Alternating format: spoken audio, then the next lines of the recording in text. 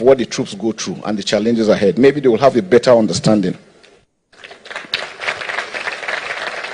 Many officers and soldiers have paid the supreme price in the service of our fatherland. For every commander, I had the privilege of being the commander in the Operation Hadinkai in the Northeast. The worst thing that could happen to you is when you lose your men and you have to face the family to explain to them why their spouses or their next of kin are not alive. Especially when you look at the children. 2 months ago, I went to bury the Brigadier General and some other individuals. These are people with families. Of course, that's the Chief of Defense Staff, Christopher Musa, stating of the fact that, of course, they're also making provisions so that some media experts can as well join in some of these operations so that they can see firsthand, what they go through in some of these enclaves, and of course the battle between the Nigerian military and the terrorists here in the country. Perhaps, maybe that might reduce the level of protest that we see happening in our country, Nigeria. But again, looking at our thought as well, that's the Chief of Defense Staff making that very statement. Of course, some of his concerns rather, regarding protests going on in the country, Nigeria, as regards insecurity. Well, it's a very valid point. This is not the first time we're seeing protests being hijacked here in Nigeria by ill-meaning groups, right? Right. Because the protest will start off on a very clean note.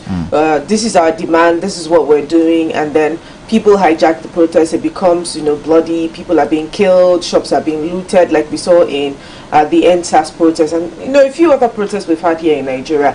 But the solution is not completely telling the citizens not to protest. Right. The most important thing is that they are provided with security, because as you know, protest is the fundamental right of every citizen. Of course.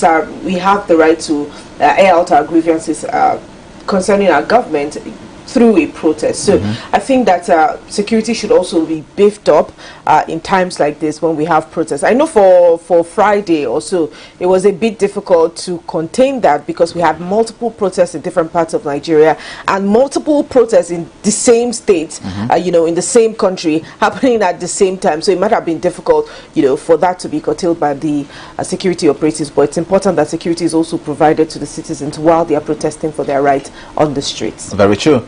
And of course, we also saw that there are fresh reports from Katsina State concerning a security incident involving bandits. Well, according to the report, the body of a retired General Rabi was released by the attackers in the area. Now, it was also reported that the bandits left the scene and moved into a nearby forest without facing resistance. Authorities are expected to, of course, provide more official details on this particular story. The President of the Federal Republic of Nigeria, President Bola Ahmed Tinubu, also expressed shock over the death of retired Major General Rabi Abubakar, why, of course, in the custody of terrorists in Katsina State. Do recall this particular story. This happened a few months ago, where the general was abducted alongside his wife. And we're seeing the report right now that he's been returned. The terrorists returned his body, to the Nigerian government officials. But what has got Nigerians talking is the very fact that these bandits actually brought the body of the general, away from the forest and handed it over to some officials and went back to the forest, without any form of resistance, without being apprehended or anything of that particular matter. And that has got Nigerians actually talking about this particular issue, Well, Victor, it's the same thing, it's the same circles, the same thing we're talking about here. I remember when we had Mr. Christian Eke here on, I think it was Friday, on Thursday, rather. Anyways, on Democracy Day, we had a conversation here. And one thing he said is, how is it that you release over 300 and about 360 people that were being kidnapped, from the forest? No arrest was made. Nobody is being detained. No one was shot at. No one was killed. That was such a clean rescue. Right. Is there something that the government is not telling us at all? Because situations like this or instances like this will further buttress the point that there is some sort of collaboration between the operatives and the terrorists that operate in the forest here in Nigeria. But again, the story is still developing. He's been laid to rest already. Friends and family was like, it's in a very deep sorrow. A person spent his life serving Nigeria, became a general, wasn't killed at the battlefield, but became a victim of something that he all his life. It's very unfortunate, and our lives matter much more than what we see right now. Truly. Now, I also saw a statement by another general who said that if governors, I mean, the government doesn't do a lot more better right now, than ministers and governors might just be the next target, of this bandits in this part of the world. But again, I think it's really important that, just like you stated earlier on, that security is being beefed up, and of course, lives, properties are well protected here in our country, Nigeria. But of course, away from insecurity stories, there is an ongoing labor discussion involving university workers in Nigeria. Now, we saw that the Non-Academic Staff Union of Educational and Associated Institutions, that is NASU, they've called on the federal government to ensure equal allowances with university lecturers under ASU. Now, the union says that the cost of living affects all workers equally. NASU's General Secretary, Peters Adeyemi, made this demand during talks in Geneva, Switzerland, of course, with the government. I do recall, of course, that many times when this conversation about the welfare of academic staff is basically about ASU and ASU basically. But now NASU is coming out to state that where they also have equal right. They also stating that the economic situation is biting hard, and it's not just affecting only ASU, but also affecting every other member of the academic staff union. And so they are saying that it's important that they renegotiate and also get to improve their welfare packages. And if this is also not looked into, we just might be seeing another wave of strike within the university system. And these are things that, as much as possible, we're trying to avoid. And we do hope, of course, that they can have a common ground with the government regarding what their demands are in this time and era. Education itself, of course, is the bedrock of every society, and I think it's important that the government, NASU and ASU, has got to have a common ground moving forward. With that being said, let's give you a rundown of what to follow expect in the program this morning. We begin with this day in history, where we get to dig at deep histories and stories that shaped and continue to shape the world that we live in. Away from this day in history, we move on to New Study, where we get to unearth discoveries and breakthroughs that are reshaping our understanding of the world. And from there, we'll move on to Did You Know, where we'll get to review surprising facts, hidden truth, and little known wonders that spark curiosity and expand your perspective. From there, we'll move on to health tips, where we'll get to give you a daily dose of wellness wisdom, from smart habits to expert-backed advice. From there, we'll move on to Tech Talk this morning, where we'll get to break down some of the innovations and, of course, as much as possible, keep you updated in the world of technology. And, of course, at 7:30, it's going to be time for the review of the Nigerian national dailies. And at 8 o'clock, it will be time for the Human Chronicles. 8:30, Victor Ejoma is going to be here to keep you updated in the world of sports. The World Cup is ongoing right now. Of course, it's been an exciting time for every football lover out there. And of course, at 9 o'clock, it will be time for the big conversation. Do stay with us, because we have this morning fully packed for you.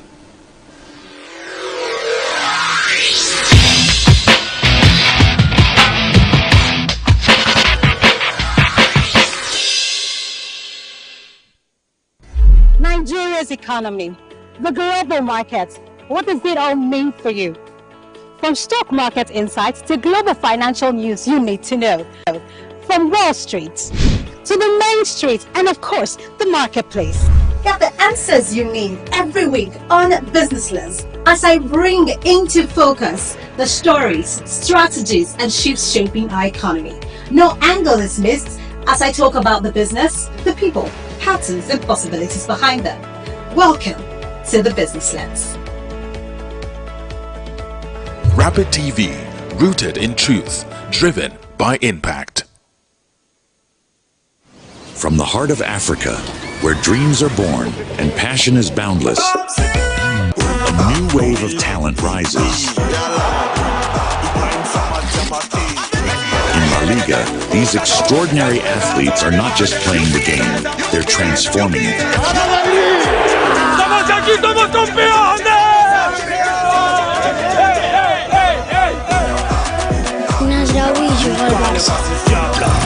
Dani Rodriguez, the man chasing, it's Lamine Yamal!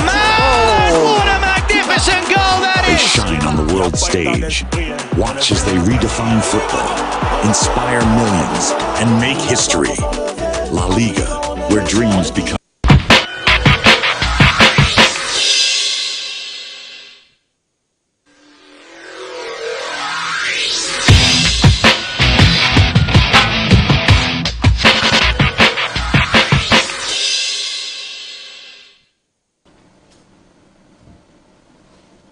Welcome back and thanks for staying with us. This is still Rapid Done right here on Rapid Television.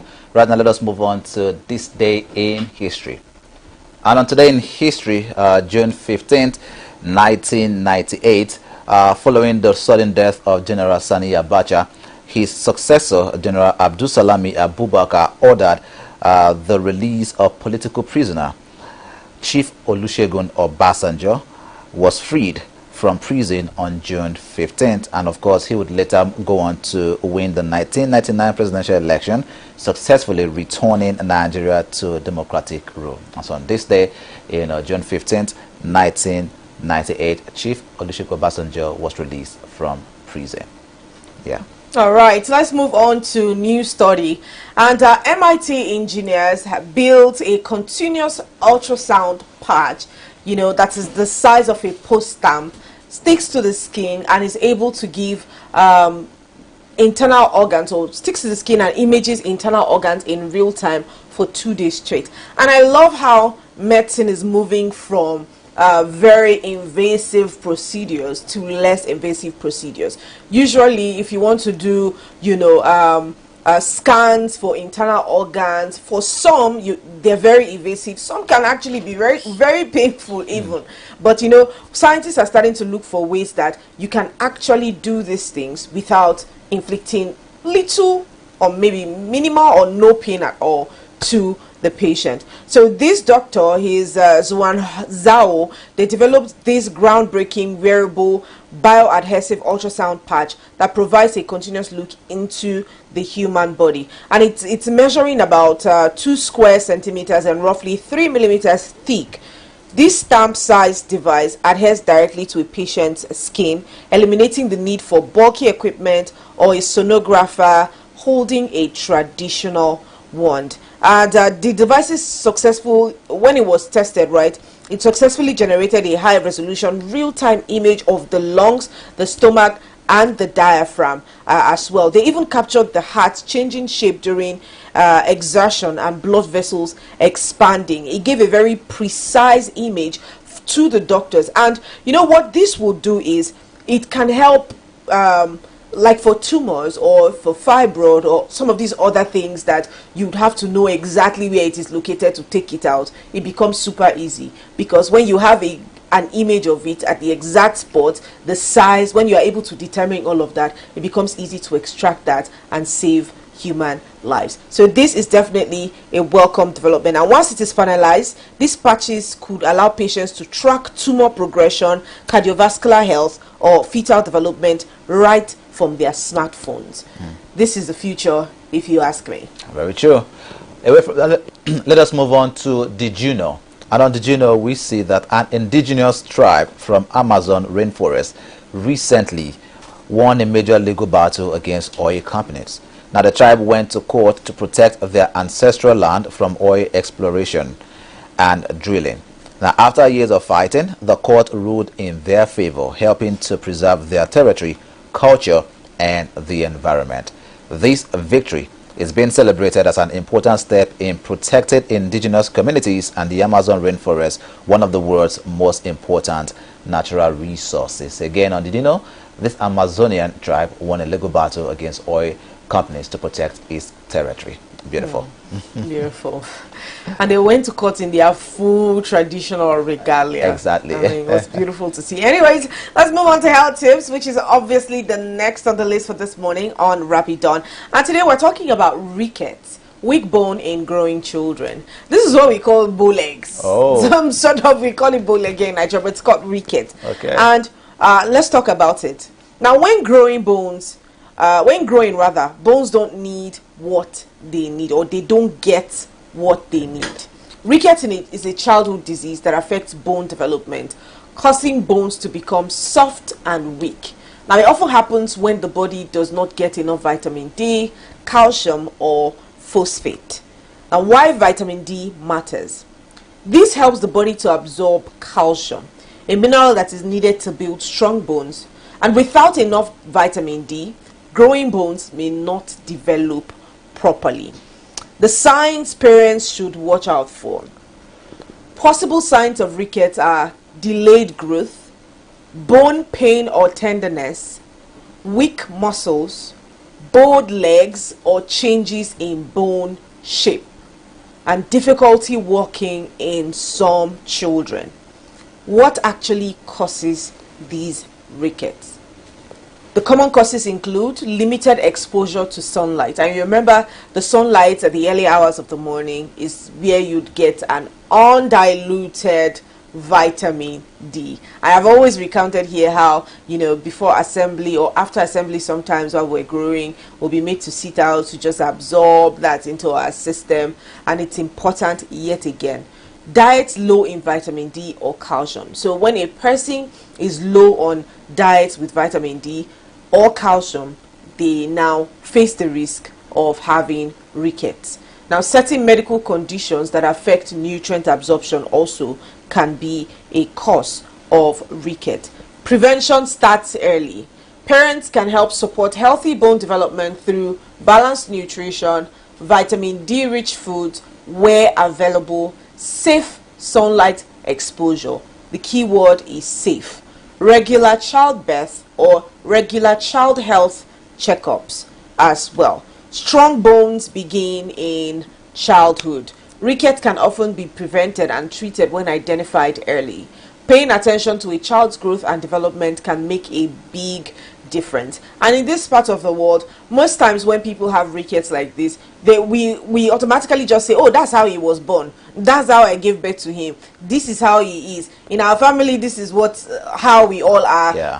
Maybe it is an indication that you lack a certain vitamin in your system. It is possible that your grandmother made the mistake, your mother made the mistake, and you are about to make the exact same mistake, right? There are genetic conditions, but rickets seem not to be one of those conditions that can be passed on from one generation to another. However, even if it is, the key is having the right nutrients supplied to the child early in life enough, just so that they can grow well and their bones can be healthy enough. But this is what we have for you today on Health Tips. I think it has to do with so much intentionality as well.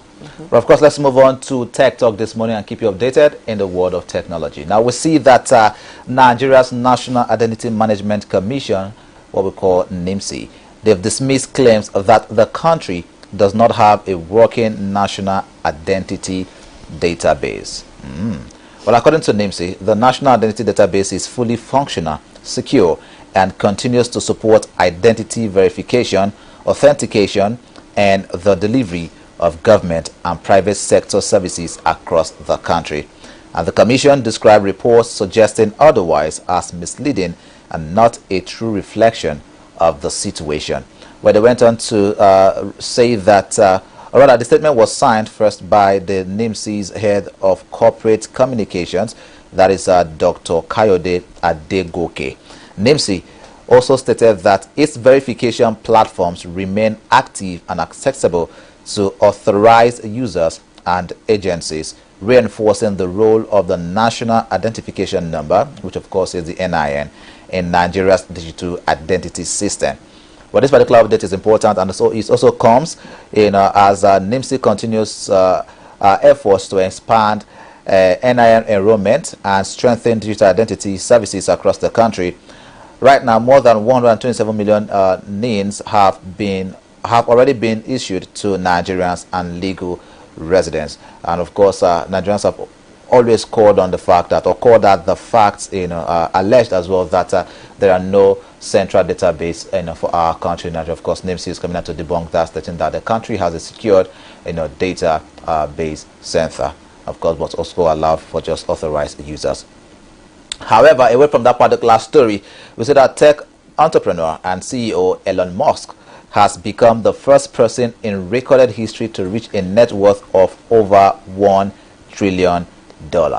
Yeah, now he has become the first human actually to be a trillionaire. And this particular story was trending over the weekend, and everyone had a thing or two to say about Elon Musk becoming the world's first trillionaire. Now, according to reports from Forbes, Musk crossed the historic milestone after shares of SpaceX began trading on the Nasdaq.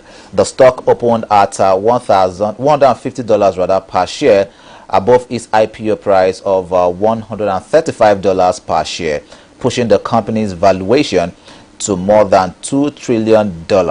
and significantly increasing Musk's personal wealth. Now, Forbes estimates that Musk's net worth rose to about $1.1 trillion, driven largely by his ownership stake in SpaceX, as well as his holdings in Tesla and other technology companies. Now, the achievement marks a new chapter in global business history, and of course also shows the growing influence of technology, space exploration, artificial intelligence, and innovation-driven companies in today's economy. Now, Elon Musk, running a tech firm, has become the first world trillionaire in history, and of course all this from running various tech innovative companies in this part of the world, or rather in the world at large. And of course Tesla, one of his innovations, and of course Elon Musk has been one person who has been so much daring in, of course, with the SpaceX getting down to the moon. And of course even recently we heard a story that he is also working on ensuring that there is internet provided not just on Earth but of course in neighboring planets, and of course Mars being one of such as well. But of course well, Elon is just proof that whatever you put your mind to doing, you can achieve. Truly. Because when he started this whole embarking on this whole adventure of SpaceX, he said he was told that he had a 10% possibility of SpaceX actually working, and he said that's all he needed to do what he wanted to do. Sure. And I mean, fast forward to a few years later, SpaceX is thriving now, and he's making other plans. I love the fact that he thinks solution all the time, and that's what sets Elon apart. We don't know if there are other people in other planets, but now he's thinking about providing internet solutions to people like that. I think that Elon has a kind of brain, like I think it was Albert Einstein's brain that was extracted from his body and stored somewhere for studies. Maybe that can be like an Elon's situation many years from now. Very true. Truly, I think that could actually be that situation, because his thought pattern is one that is very rare. I mean, you don't get to see it on every other innovator or entrepreneur out there in the world. And he didn't just start up all succeeding here and there. He had his moments of failures, but he kept at it, and this is where he is today. Well, of course, that being said, this is all we're going to be taking on this segment of the program. We'll go out on a break at 7:30. We'll come back for the review of the Nigerian National Daily. So stay with us.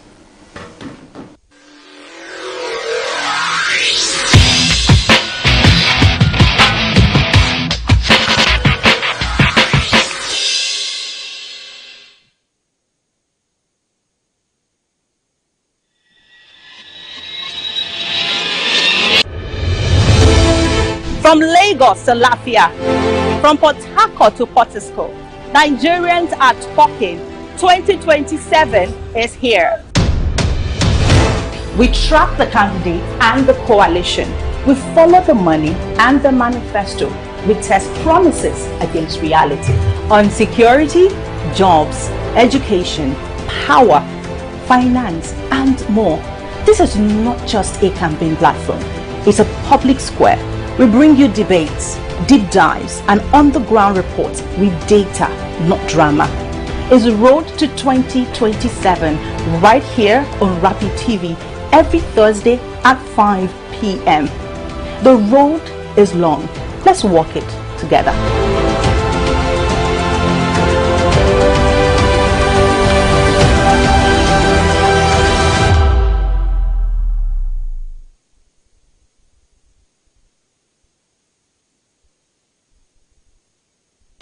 Correro, your front row seat to the most pressing issues, from the corridors of power to the heart of our communities. We bring you unfiltered insight, fearless journalism, and the conversations that matter. And I invite you to this big conversation table as we analyze the top stories, ask the tough questions, and hold power to account. News that informs, analysis that empowers, debate that drives change. Correro, the big conversation, every weekday at 7 p.m. only on Rapid TV.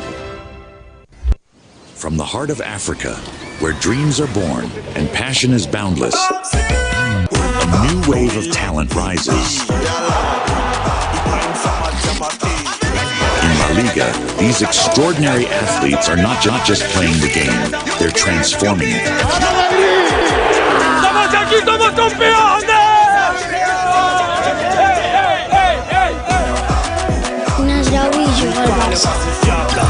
Danny Rodriguez, the man chasing. It's Lamine Yamal. What a magnificent goal that They is! shine on the world stage. Watch as they redefine football, inspire millions, and make history. La Liga, where dreams become reality. This is Rapid Broadcasting Network, RBN. We connect people, power stories, and amplify voices. On Rapid TV, we're rooted in culture and your window to the stories that matter. From news to lifestyle, we inform, entertain, and uplift. Join Rapid TV on StarTimes Channel 176, Nigecomsat. On Rapid FM, we speak your language from the soulful airwaves of Umuahia to the vibrant culture of Port Harcourt and beyond. More than broadcasters, we're creators, amplifying that voice within with powerful content across TV, radio, and digital. Join us at rbnradiotv.com and all our social media handles. One network, one voice. Rapid Broadcasting Network, RBN, the sound of your city. Rooted in truth, driven by impact. Are you missing out on interviews, music, entertainment, thought-provoking discussions, and more? Don't sweat it, man. We've got you covered. No matter where you are, be part of the action 24/7, online and live. On Facebook, it's Rapid FM Umuahia. On Instagram, it's official Rapid FM. And on X, it is Rapid FM 965. Tune in to Rapid 96.5 FM or listen to us live on our website at www.rapidfm965.com or radiogarden.com. Better yet, get our mobile app from the Google Play Store. Catch the pulse of the Southeast on Rapid 96.5 FM, the sound of your city. Hey, Oyanam, all Siso Radio.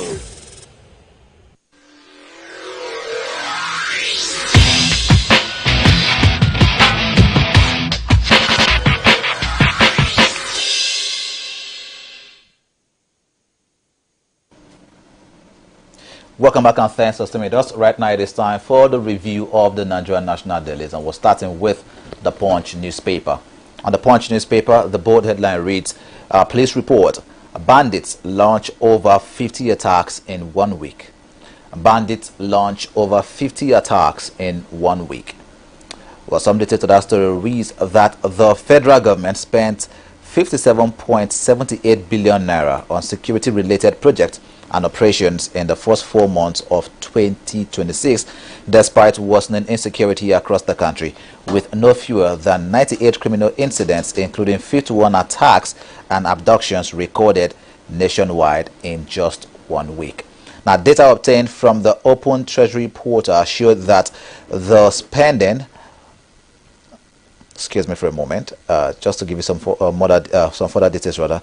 But the data shows that the spending, which covered defense equipment procurement, security infrastructure, military barracks, police facilities, and other security-related projects, represented a 127.97% increase from the 25.35 billion naira that was spent during the corresponding period of 2025. And some other writers to the headline reads that police recovers 33 firearms in nationwide anti-bandit offensives. Federal government spends 58 billion naira on security as attacks persist nationwide, and General Son reject diabetes claim over father's death. No terrorist influx into Oyo, police insist. We're still on the Punch newspaper. 68 pledges unmet as 10th National Assembly nears end. 68 pledges unmet as 10th National Assembly nears end, according to report. And banks earn 225 billion naira from ATM e-banking charges. Banks earn 225 billion naira from ATM and e-bank charges.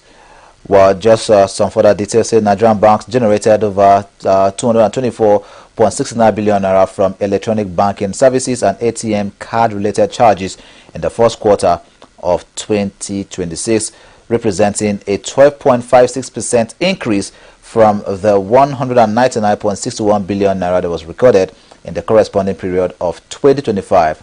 An analyst of the unaudited financial statements of 11 listed lenders has shown this particular report. Also, we see that U.S.-Iran truce could slash petrol price to 900 naira. This is according to operators. It says U.S.-Iran truce could slash petrol price to 900 naira in a liter, according to operators. June 12th, same politicians took money from Abiola Tofa, says Abdul Salami. And Nigerians, others, buy $3.1 billion airtime on credit. Nigerians, others, buy $3.1 billion airtime on credit. That's a lot of number there. Teachers' detention sparks uproar among Lagos colleagues. Federal government opens special CBN account for retirees' benefits. These are the headlines on the front page of the Punch newspaper. Let's take a look now at the New Telegraph. On the front page of the New Telegraph, the major headline says that Black Sunday and says Nigeria bleeding. The church can remain silent. Khan declares. Anglican bishop tells politicians to stop the blame game. Address challenges confronting Nigeria. 11 burial guests feared dead in Benue boat accident. And bandits kill 3, burn houses in Niger State. This is a police report. Yawata killings, moral full of reproach for the federal government as residents mark 1 year of attack. My father wasn't diabetic, General Rabe's son. And about state police, an idea whose time has come. Remember, it has passed second reading and are waiting to see what will be decided after that moves on. Now it has moved on. Let's see what is decided eventually. SA drones BWC to stop 586 Nigerians and others from sneaking in. Clears 318 Nigerians to return home today, and I think that was made public yesterday, on Friday rather, saying that the other batch of Nigerians who should be evacuated from South Africa is brought back to Nigeria. And now the whole thing is starting to take an interesting turn in South Africa. Over the weekend, we saw some South African women protest on the streets of South Africa asking that the foreigners should be brought back because now they have no jobs at all. And on Friday, I did remember recounting how shop owners there in South Africa were speaking to the fact that the shops are now empty. They're calling on South Africans to come and take the space and start off businesses. Simple as and that. South Africans are saying they cannot afford the shops. It's very expensive. They cannot run businesses there. But you drive out the people who keep up the economic activities on the streets of South Africa. The foreigners have been protesting throughout the weekend, particularly women, asking that they bring back their foreigners because these people have employed them over the years. And it is no news that we have heard countless times, according to reports across the social platforms, about how South Africa the workforce tend not to be so efficient. In fact, according to Reuters, they reported one time that about 80% of the workforce in South Africa, of their, how do we call it now? Just like how we have the civil service in Nigeria, theirs is occupied mostly by women over there. In fact, there are still vacancies and calling on people to occupy, still no response whatsoever. So the claims that they have been making regarding Nigerians taking their jobs away from them, these entire incidents that have taken place in the last couple of weeks have invalidated that claim. Because if they have actually taken your job, you would most likely all be employed right now. Of course. But the contrary to that story is they are unemployed and are seeking for these foreigners to be returned to South Africa to employ them. Well, just like the Minister of Foreign Affairs had said, Nigeria is planning retaliatory actions against South Africa. That has not been expounded on, but once it is, of course, it definitely be in the social space. Now, moving on, Atiku's ADC ticket sparks fears of Southern vote split and realignment. And fasting may offer new hope for gum disease treatment. This is what studies say. You want to look at that. It's on page 27 of the New Telegraph. Now, about insecurity, ministers and governors may become target, Brutai warns. And pre-trial detention, how stringent bail conditions breach accused right by lawyers. And Lagos police to impound vehicles with obscured number plates from today. And Trump wants Israel, Iran not to blow it after strikes threaten ceasefire deal. And for Q1 of 2026, Nigeria's company income tax dips 8.1% to 1.37 trillion naira. And finally, on the New Telegraph, IATA says that 18,000 aircraft supply backlog holding back global aviation business. These are the headlines on the front page of the New Telegraph. Moving on to the Vanguard newspaper. On the Vanguard, civil war. Why Ojukwu refused to recognize Gowon as head of state. This is coming from Abdul Salami. That's former head of state, General Abdul Salami. And just to give you some states, he says that he has given insight into the cause of the animosity between the then governor of the Eastern Region, Emeka Odumegu Ojukwu, and the then head of state, Yakubu Gowon. Now, the revelation is contained in the autobiography of General Abubakar titled Call of Duty, which of course was publicly presented on his 84th birthday in Abuja last weekend. Now, according to the autobiography, Ojukwu, who was the governor of the Eastern Region at the time, had insisted on observance of military hierarchy and the choice of who should succeed Major General Agui Ironsi after his brutal murder by northern military officers in retaliation for the Kaduna Nziogu January 1966 coup, which saw prominent northern leaders also killed. Now, recalling some of the reasons behind the ethnic tension in the country at the time, Abubakar said that there were complaints about the reported hubris over the killing of the northern leaders, and some northern officers also complained that Igbos were being promoted above others in the military. A back and forth excuses, that happened as at the time, basically. But according to General Abdul Salami, these are some of the reasons why Ojukwu refused to recognize Gowon as head of state. Food industry on brink as rising costs, forest crisis trigger mass layoffs. Food industry on brink as rising cost, forest crisis trigger mass layoffs. Talk about escalating insecurity. Ministers, governors may become targets. This is according to Brutai, and I did mention this earlier whilst we were having our opening gist as well. And he says that ministers, governors may become targets of insecurity. This is coming from General Brutai. Bullets before ballots. Insecurity threatens 2027 polls. Talk about oil revenue. Low production undermines benefits of high crude oil prices. Well, these are the headlines you're going to find on the front page of the Vanguard newspaper. All right, moving on to the Guardian newspaper. The major headline says that concerns over asset risks as airports shun comprehensive insurance. That's on page 6 of the Guardian newspaper. And in fact, they're scattered around the front pages of this newspaper. You'd see the official commissioning of the newly constructed Court of Appeal building, Abuja division at a sector center, B Dakibu district. I think this is in Jabi. It happens at 2 p.m. right today. It's important that you take notes so you know where to be at this time. Moving on to other headlines.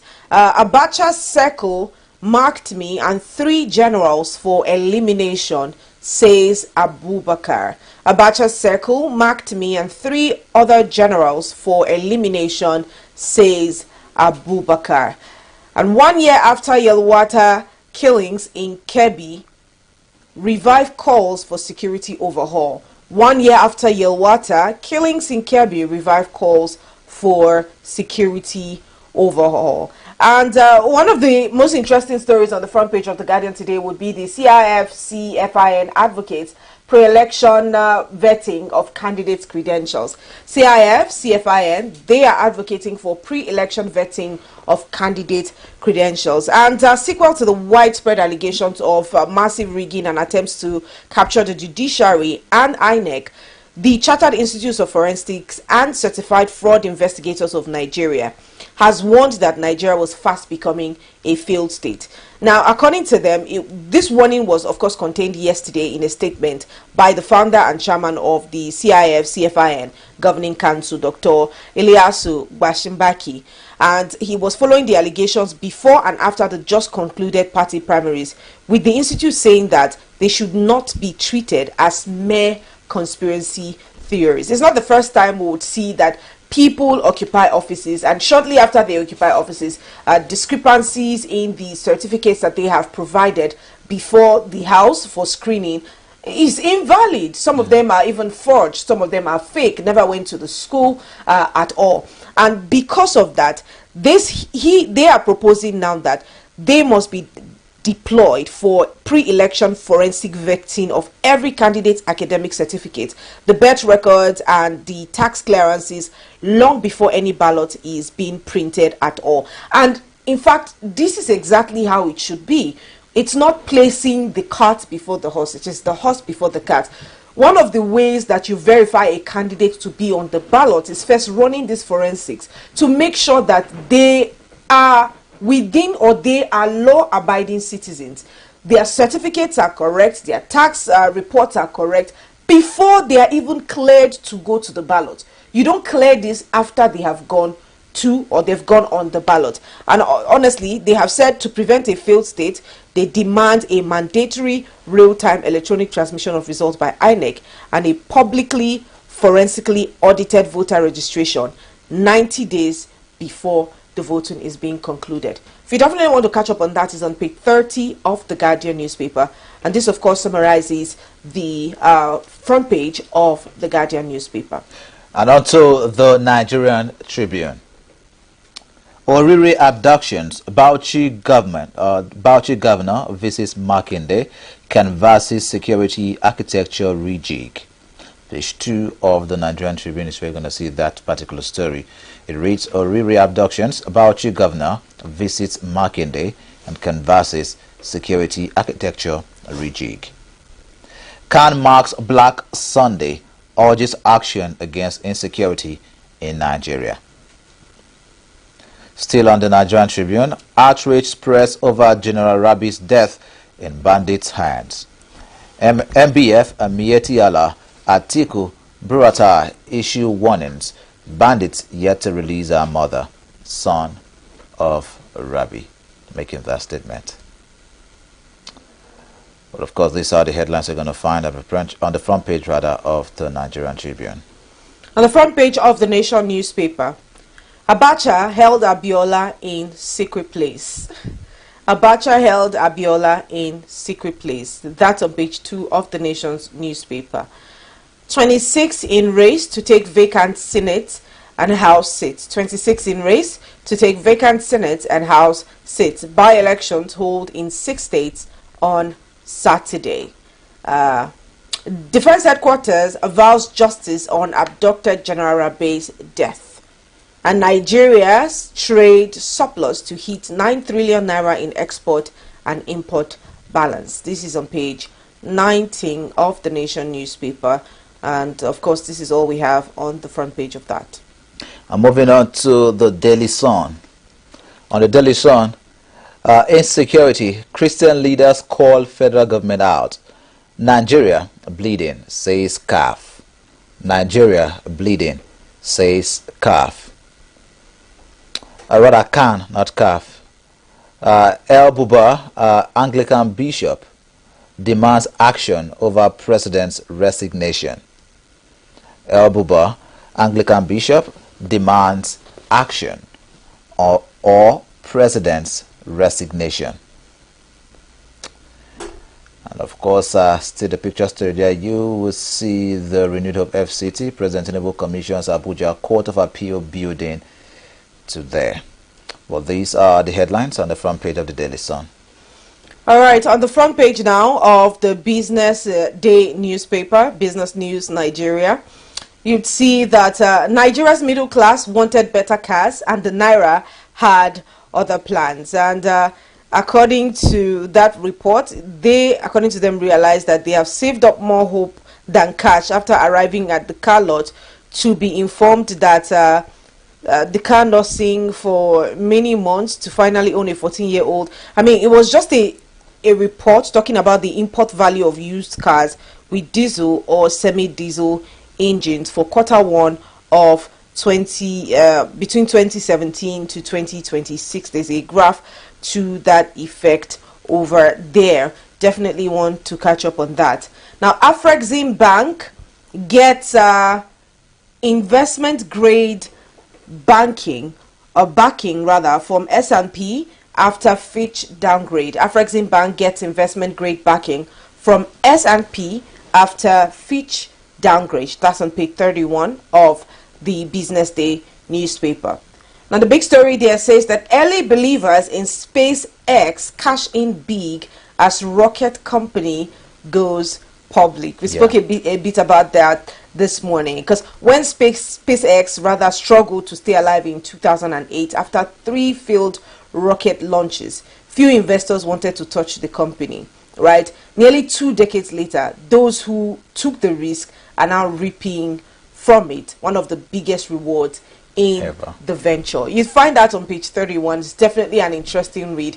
And like I said this morning, all you need to get on with your dream is you believing in that which you already dream about, because a lot of people had several things to say about Elon's SpaceX, and now that it has launched, the people who were courageous enough to continue to keep their investment over there are now starting to yield, enough benefits from that. Now, other headline says that world's first trillionaire was born in Africa but built his fortune abroad. And domestic drilling revival gains momentum with 42% spike in active rigs.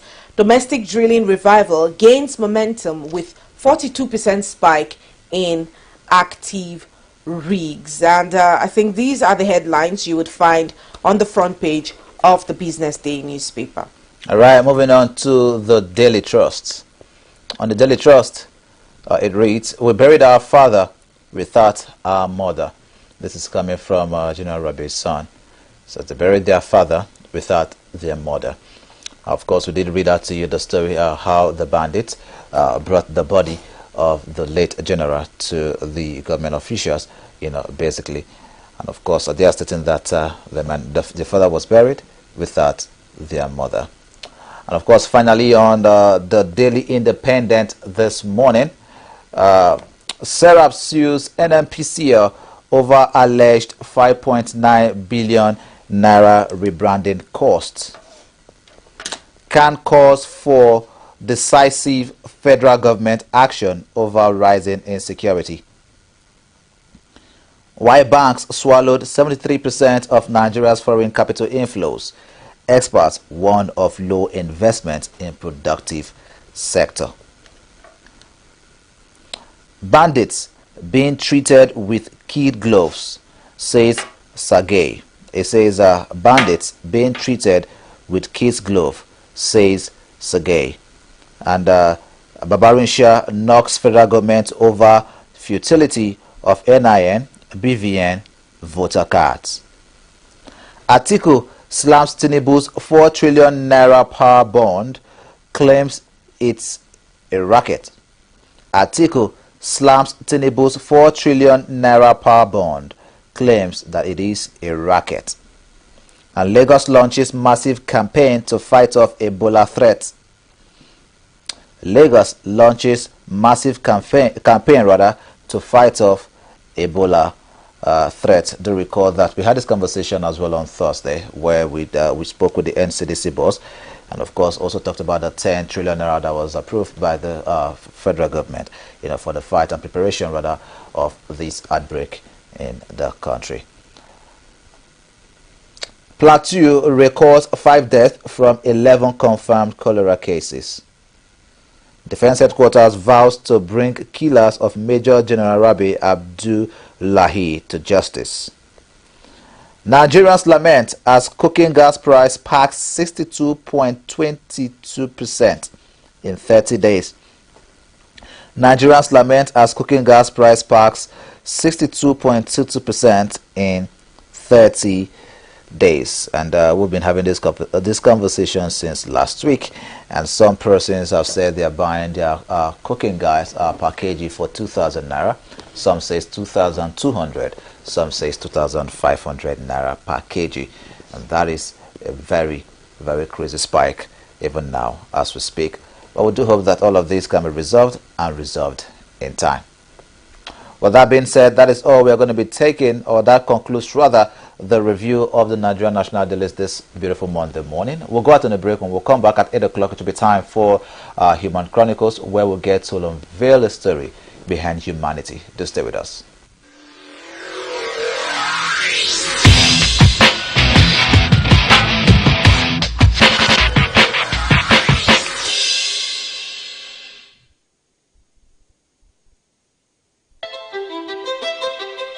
From the soil beneath our feet to the tables across the world, agriculture is the heartbeat of Nigeria's future.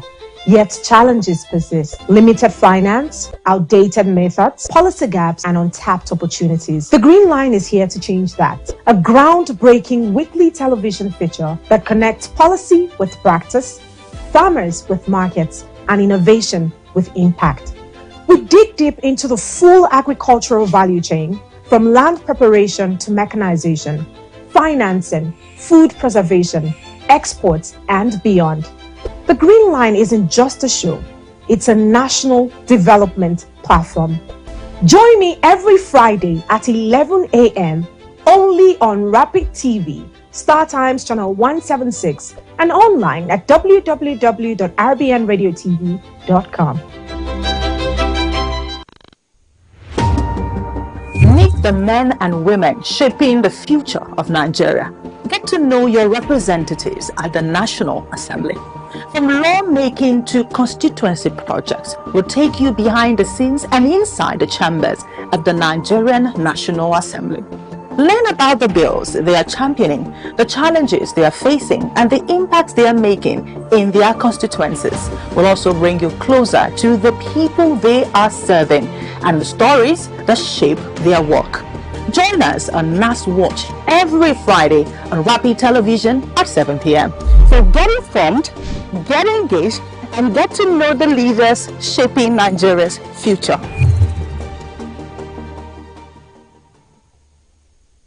Correro, your front row seat to the most pressing issues, from the corridors of power to the heart of our communities. We bring you unfiltered insight, fearless journalism, and the conversations that matter.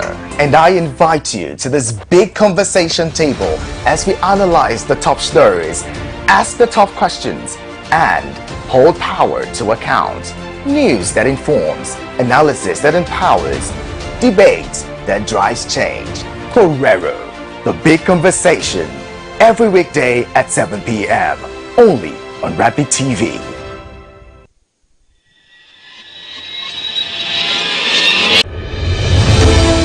From Lagos to Lafia, from Port Harcourt to Portisco, Nigerians are talking. 2027 is here. We track the candidates and the coalition. We follow the money and the manifesto. We test promises against reality on security, jobs, education, power, finance, and more. This is not just a campaign platform. It's a public square. We bring you debates, deep dives, and on-the-ground reports with data, not drama. It's the road to 2027 right here on Rapid TV every Thursday at 5 p.m. The road is long. Let's walk it together.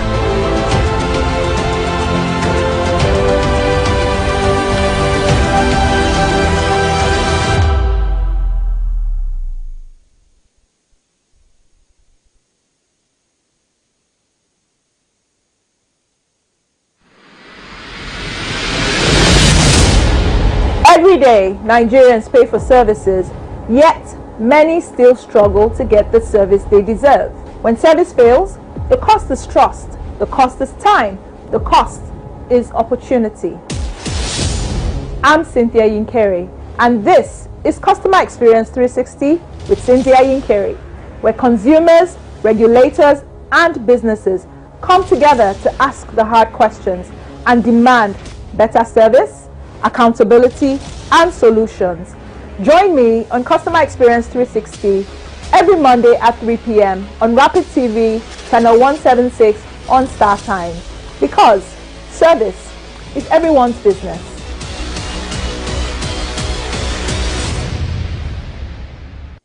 From the heart of Africa, where dreams are born and passion is boundless, a new wave of talent rises.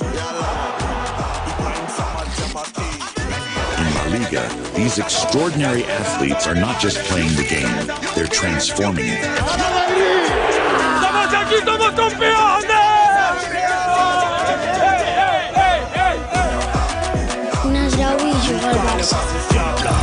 Danny Rodriguez, the man chasing, it's Lamine Yamal! What a magnificent goal that They is! shine on the world stage. Watch as they redefine football, inspire millions, and make history. La Liga, where dreams become reality. This is Rapid Broadcasting Network, RBN. We connect people, power stories, and amplify voices. On Rapid TV, we're rooted in culture and your window to the stories that matter. From news to lifestyle, we inform, entertain, and uplift. Join Rapid TV on Star Times Channel 176, Nightcomsat. On Rapid FM, we speak your language, from the soulful airwaves of Umuahia to the vibrant culture of Port Harcourt and beyond. More than broadcasters, we're creators, amplifying that voice within with powerful content across TV, radio, and digital. Join us at rbnradiotv.com and all our social media handles. One network, one voice. Rapid Broadcasting Network, RBN, the sound of your city. Rooted in truth, driven by impact. Are you missing out on interviews, music, entertainment, thought-provoking discussions, and more? Don't sweat it, man. We've got you covered. No matter where you are, be part of the action 24/7, online and live. Caesar Radio. On Facebook, it's Rapid FM Umuahia. On Instagram, it's official Rapid FM. And on X, it is Rapid FM 965. Tune in to Rapid 96.5 FM or listen to us live on our website at www.rapidfm965.com or radiogarden.com. Better yet, get our mobile app from the Google Play Store. Catch the pulse of the Southeast on Rapid 96.5 FM, the sound of your city. Hey, Oyanam, all Caesar Radio. Nigeria's economy, the global market, what does it all mean for you? From stock market insights to global financial news you need to know. From Wall Street to the main street and of course the marketplace. Get the answers you need every week on Businessless as I bring into focus the stories, strategies, and shifts shaping our economy. No angle is missed as I talk about the business, the people, patterns, and possibilities behind them. Welcome to the Businessless. Rapid TV, rooted in truth, driven by impact.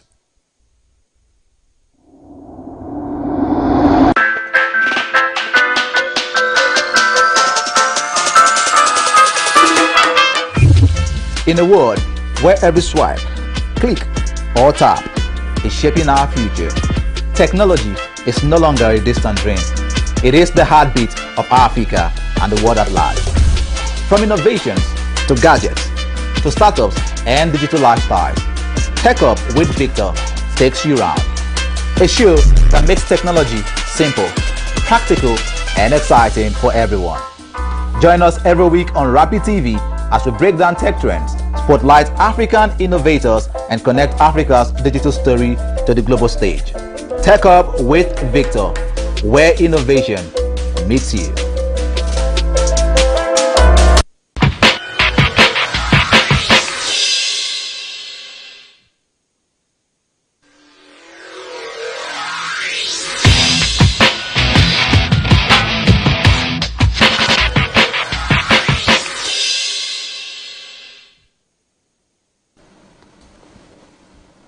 Welcome back and thanks for staying with us. Right now it is time for the Human Chronicles, where we'll get to unveil the story behind humanity. And today we'll take it back to history a little bit, moving on to 1966, where Nigeria experienced the first coup.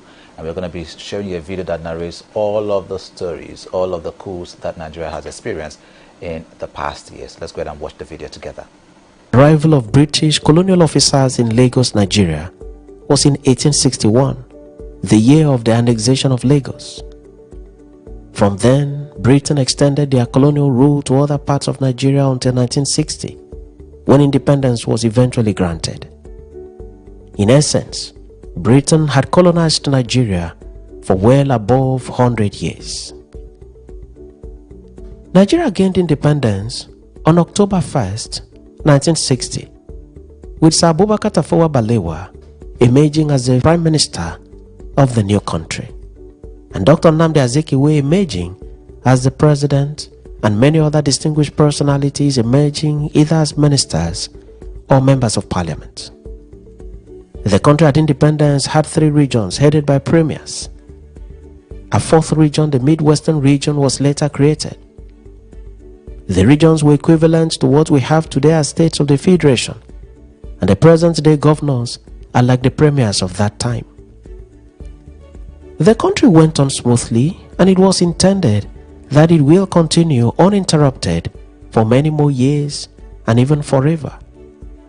But that hope was soon going to be dashed. There was a military coup in the horizon, and the coup was to be executed as soon as the coast was clear, and the coup was going to be bloody. On the night of January 15, 1966, barely 5 years after independence, the first military coup was executed in Nigeria. It was planned and executed by young military majors of the Nigerian army. The majors divided themselves into strategic groups in the 4 regions of the country, and each group was given a specific target to carry out. The targets included the elimination of the very important personalities in the country, civilians and military, and the seizure of critical state institutions and instruments of power. The names of the majors were Major Chukwuma Kaduna Nzeogu, Major Emmanuel Ifeajuna, Major Christian Anuforo, Major Timothy Onwatuegu, Major Donatus Okafor, Major Humphrey Chukwuka, and Major Adewole Ademoyega. These majors worked in partnership with other soldiers below them in military ranking and perfected their plans to execute the coup and bring to an end Nigeria's first republic. The majors were revolutionary minds in the Nigerian army. Their intention was to rid the country of the ruling class, which the young officers described as corrupt. In the dead of the night of January 15, 1966, the coup plotters struck simultaneously at the capital cities of the regions and at Nigeria's then national headquarters, Lagos. The northern flank was led by Major Chukwuma Kaduna Nzeogu. He led other personnel of the army and broke into the residence of the premier of the region, Sir Ahmadu Bello. He met the premier with one of his wives. The premier was instantly eliminated. So also was the wife of the premier, who bore the name Hafsatu. The personal secretary of the premier was also killed. So also was the driver to the premier. Others were also killed in the raid of the premier's residence. The coup in the northern region, as led by Major Chukwuma Kaduna Nzeogu, was indeed a bloody coup with scores of lives lost in few minutes.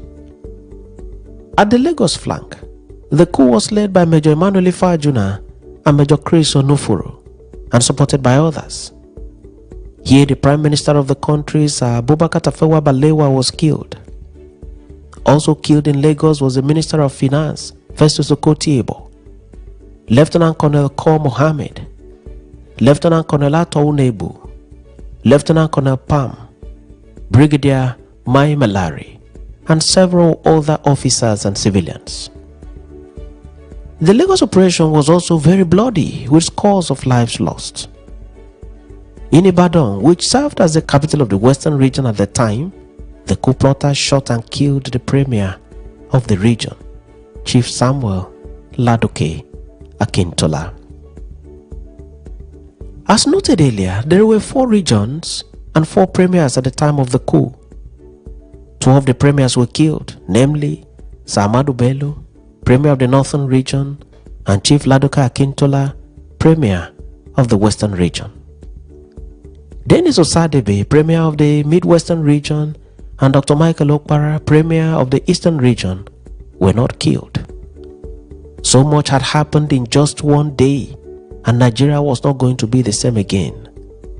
The innocence of the 5-year-old independent country had been stained with blood, and the first coup was to give birth to a series of coups in the country. The second military coup occurred in July 1966, barely 6 months after the first military coup. The coup was equally bloody. The head of state at the time, General Lagoyi Ironsi, was killed, and power was taken over by another military ruler, Lieutenant Colonel Yakubu Gowon. What happened was that the first military coup was aborted by loyal troops, and the executors of the coup were arrested and detained. They were unable to take over the reins of power as was planned by them. The coup having failed, the most senior military officer in the country was called upon to take over the reins of power and restore order to the country. That most senior officer was General Lagoyi Ironsi. Upon taking over, Ironsi immediately understood that the mood of the country was not good. There was serious distrust following the killings that took place in the first coup, and the country was sharply divided on ethnic and tribal lines. He, Ironsi, then took a decision to go around the country and meet with traditional rulers, politicians, opinion leaders, and various unions, and dialogue with them with a view to moving the country forward. This is what took him to the western region of the country, whose capital was in Ibadan. Ironsi left Lagos and headed to Ibadan for the meeting. After the meeting, he slept over at the residence of the military governor of the region, Colonel Adekunle Fajuyi. While in Fajuyi's residence, a group of junior officers and men led by then Captain T.Y. Danjuma marched into the residence with guns and grenades and ordered the head of state to surrender himself to them. Ironsi did as was commanded and followed them. Governor Fajuyi pleaded with them to no avail. The coup plotters also took Governor Fajuyi along with them. These 2 leaders were driven in a Land Rover Jeep to a place known as Lalupon in the remote part of Ibadan. There in Lalupon, the 2 leaders and senior military officers were ordered to come down from the vehicle. They were moved into the bush and shot repeatedly. They died on the spot and were buried in shallow graves. This marked the end of the government of General Lagoyi Ironsi.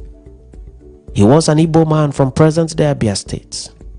Nigeria was left without a leader for about 2 days until a young Christian military officer from Plateau State, Lieutenant Colonel Yakubu Gowon, was installed as the new military head of state. Gowon governed Nigeria from August 1st, 1966 down to 29th July 1975 when a coup was executed against his government. Gowon was in faraway Kampala in Uganda attending the conference of the Organization of African Unity when the announcement was made by his head of Presidential Guard, Lieutenant Colonel Joseph Garba, that Gowon had been overthrown in a palace coup and that General Murtala Mohammed was the new military head of state of Nigeria. Gowon was warned not to return to the country. The coup against Gowon was thus the 3rd military coup in Nigeria's history. Murtala Mohammed then began his administration in earnest. He had Olusegun Obasanjo as his deputy. Obasanjo was his senior in the army, but he was persuaded to accept to deputize Murtala for a number of reasons. Obasanjo accepted and the government went on smoothly. Barely 200 days into his administration, Murtala was shot at a traffic jam in Lagos on his way to work and killed on the spot. He was shot by a group of